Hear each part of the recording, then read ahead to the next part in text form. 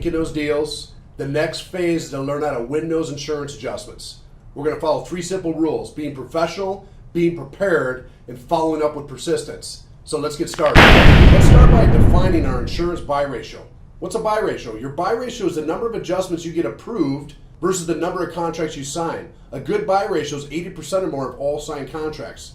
Some reasons why your insurance buy ratio could be low. Number 1, newer company reps might not be trained on how to properly detect damage to a property. Okay, number 2, newer reps might not be trained for the protocol of meeting insurance adjusters. And number 3, newer reps might be showing up late, unprepared, without supporting documentation to the insurance adjustment. Heck, your storm might be saturated and reps might be signing properties with marginal damage. So here's your tips to winning those adjustments. Contractors need to show up prepared 30 to 60 minutes early and be prepared for the insurance adjustment. Being prepared means having the right documentation necessary to support your findings and able to show that you're serious about your estimate and property damage. Supporting documentation includes a copy of your signed contingency and/or service agreement with the customer, a copy of your property spec assessment sheet, which also shows a list of the scope of damages, your aerial measurements for the roof or a property takeoff sheet showing measurements, your prime estimate as a contractor, if possible, any supporting sub-bids and documentation, and any local codes pertinent to that building project. Being prepared with the right documentation sets the pace and professionalism of you as a contractor versus being perceived as an inexperienced salesperson. You'll earn the respect of the insurance adjuster, showing you're serious about your estimate and conclusions and willing to stand by them. Part of being successful on your insurance adjustments is showing up, looking the part, and showing up with your supporting documentation. Okay, having a clipboard to hold your supporting documentation is necessary, so you don't have stuff flying around, business cards flying out of your pocket, holding on to company brochures. They don't want to see all that. They need supporting documentation that supports the claim and your opinions as a contractor, okay?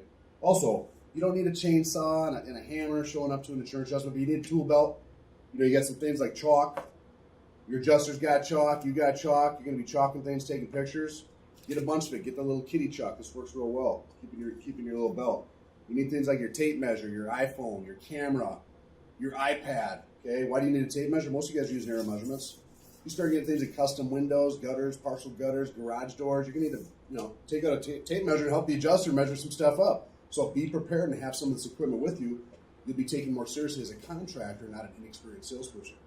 Things like a flashlight, a high lumen flashlight, get at Home Depot, simple flashlight, can help show defects in the bottoms of gutters, window claddings, garage doors, all those things that sometimes don't show up, depending on the time of day when the sun's hitting that house. These things help those show up, take better pictures for the insurance adjustment. Okay, all these things are part of the look. Some nice khaki shorts, a decent polo tucked in. If it's going to be a hot day out, wear a hat. But look the part, guys, look the part. Sorry, guys, am I late for the adjustment? This is what I'm talking about. I thought the adjustment was at 2 o'clock. What many insurance adjusters can't stand is meeting an inexperienced salesperson on a property whom is late, doesn't have their own ladder and equipment, claiming all kinds of things and stepping over their boundaries of being a contractor and telling the adjuster what he should and shouldn't pay for. Use tact. Also realize that the adjuster meeting is their rodeo. You're there to help him or her make his job easier, not to argue with them and make their job difficult.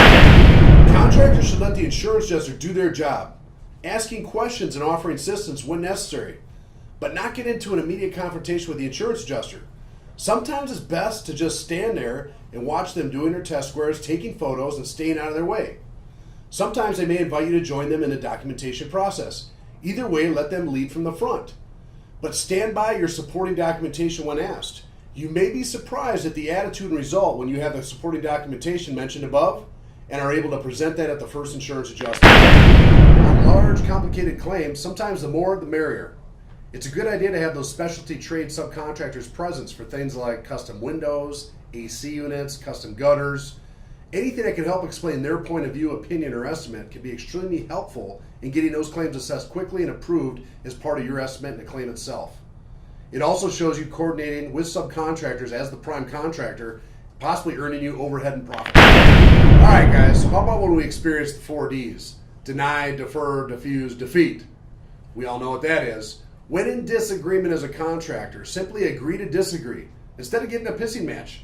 Arm your property owner with the same documentation you provided to the insurance adjuster and get the customer supporting your conclusions with that. We will cover the correct course course of action that you can take as a contractor when meeting an unreasonable or uncooperative insurance adjuster in another segment. Again, besides inking all those contracts, remember the next phase is to win those insurance adjusters. Don't forget, you need to be professional, be prepared, and be persistent. Doing these things will improve your buy ratio and make you a lot of money.